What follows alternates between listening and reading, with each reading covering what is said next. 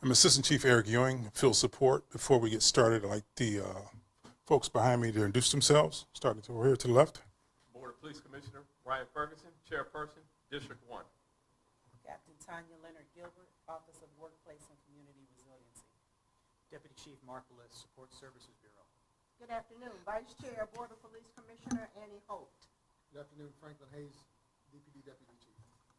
All right. As you all know, the Detroit Police Department, our number one priority is to preserve life. It's been our commitment to provide the residents of the city of Detroit and the visitors of the city of Detroit with the best trained officers around the country. To that end, we are constantly evaluating our department's policies, and we're looking at new ways to better serve the community. Looking over the past year, there's been several incidents that have occurred in the city where officers were physically attacked, and if we were provided with different tools, maybe we would have had a different outcome. Well, today we're announcing 2 additional tools that we will immediately deploy to our troops to assist us in that endeavor. The first is the TAC SA Pepperball launcher, and the second is a Defense TAC 40mm launcher.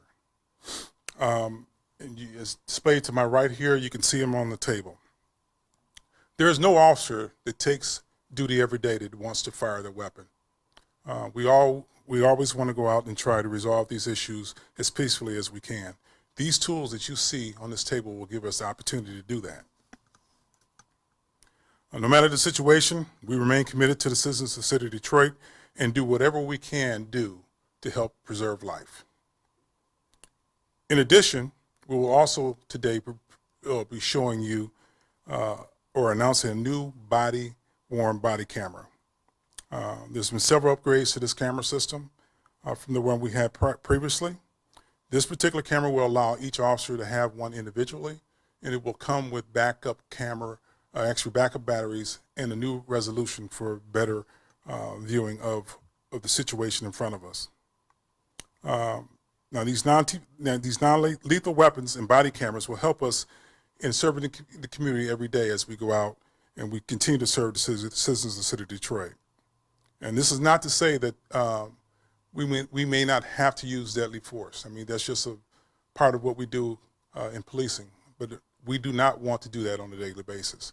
These weapons will allow us the opportunity to try to resolve those situations prior to getting to that level. In addition to that, we will also be reintroducing Community CommStat.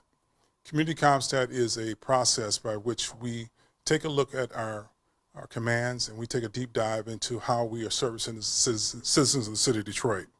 With the Community CommStat, it will allow the citizens to come to CommStat and look at our process in a transparent way and give them the opportunity to talk to us about crime that's happening within their neighborhoods. So we'll be taking questions on that a little bit later. But before I continue, I want to bring up Deputy Chief Mark Bliss to kind of talk us through some of these less than lethal weapons you see over to my right. DC Bliss. Thank you, AC Ewing. To my right, I'm going to be first, as AC Ewing indicated, we do have some new equipment, but the first thing that I really want to focus on is the WatchGuard V300 body-worn camera. This has several advantages over our currently issued body-worn camera. First being the resolution is improved dramatically. This new V300 has 1080p resolution. Our current one has about 480. So we do have an increase in the resolution. Additionally, as the Assistant Chief did mention, is these batteries are removable. Our current system, the battery and the camera are one. Therefore, if your battery dies, you have to remove the camera and you have to get a brand new camera. You can't switch out the battery. This one allows you to switch out the battery. So theoretically, if you're leaving a scene and somebody else is coming on duty to a scene, you could, if you have enough charge in your battery, you could swap out your battery and give them your battery. Also, these cameras allow us to, using Wi-Fi, upload video. Our current system does not allow that. We have to take the camera off and we have to put it into what's called a transfer station. This one, wirelessly, if it's available, it can upload straight straight up to the cloud.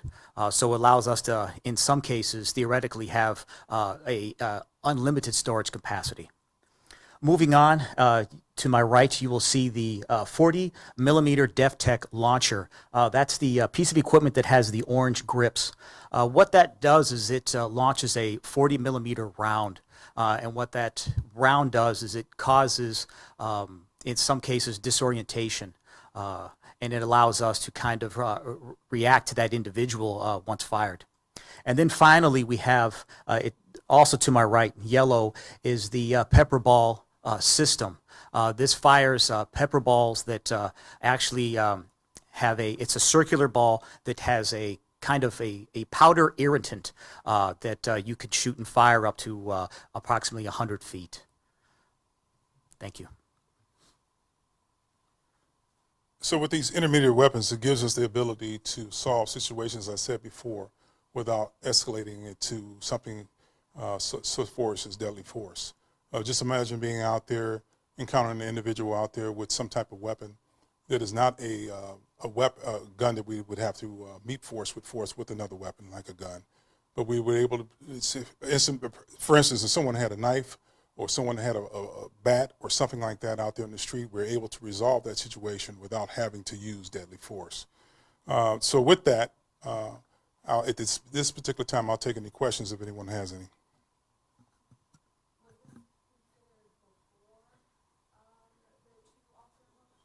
So the chief, at the beginning of the year, actually mid-year, had employed us to start looking at less than lethal weapons prior to. In October, he, amongst some of the other staff, attended a ISCP meeting, I believe it was in Dallas, Texas, where he got the idea of some of these weapons that you're seeing over here, actually over here on the table right now.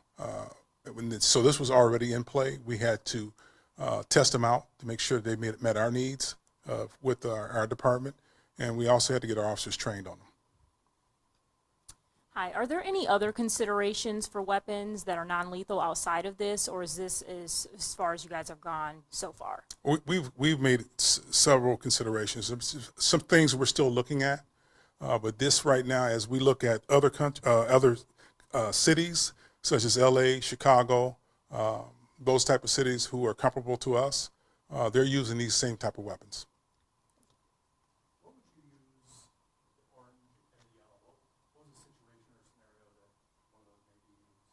So each one of them have a different feature to them, right? The pepper ball spray will allow us to have further range to deal with the individual. I think the range up to the pepper ball is up to 100 feet.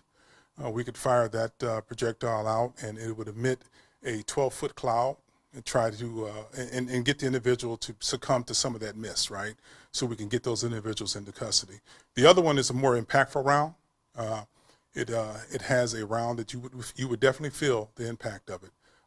It's a little closer. I think the extended of that is 50 feet to be accurate, and you would utilize that to get an individual to comply with orders of an officer if the individual had some type of weapon in his hand other than a gun that could fire a projectile back at us, such as a bat or something like that, to get him to comply to it.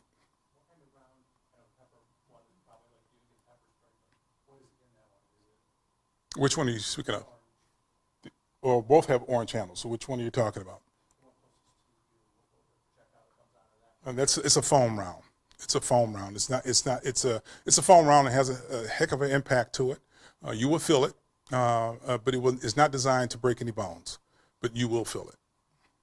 Any costs, or do we know the costs associated, how we pay for it? Bring up DC Bliss to talk about that. Yes, these weapon systems are general fund dollars through the police department. So they didn't need any sort of special approval, we already had the funds kind of set. Correct. Correct.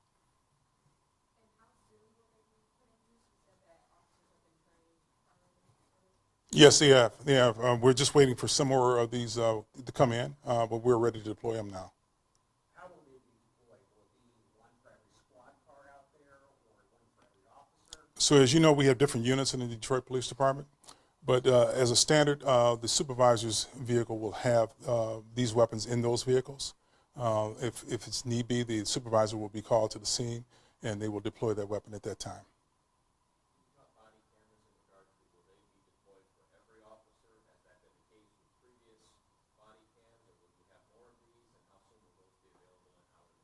Well, the plan is to deploy those to every officer who's on the street having contact with citizens on a daily basis. We're waiting for some more to come in. DC Bliss, do you know, you want to speak to when they'll be on ground? Approximately first quarter of 2023.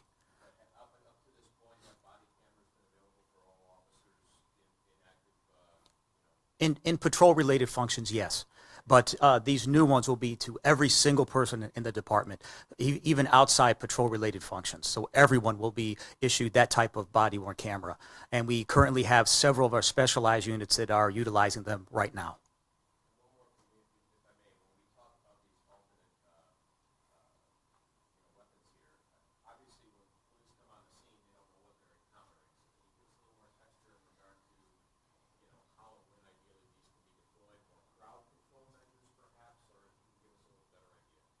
Well,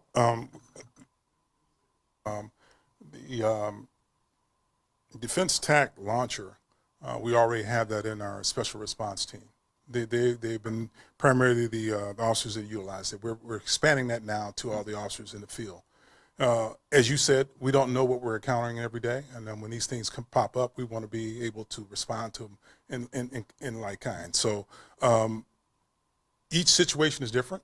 I can sit up here and give you situations, but every situation is different.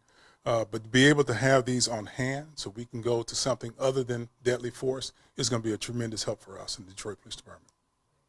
Will this take the place of anything, for example, a taser or anything, or will this be used in conjunction with? This gives tools for our officers to make a decision what to use at that time. Again, this decision on the field, on the street is different. It's timely responses that you have to have to these situations out here. It's not going to replace the taser. It's not. It's just another tool on the belt for us to utilize. We good? All right. Thank you, AC. All right.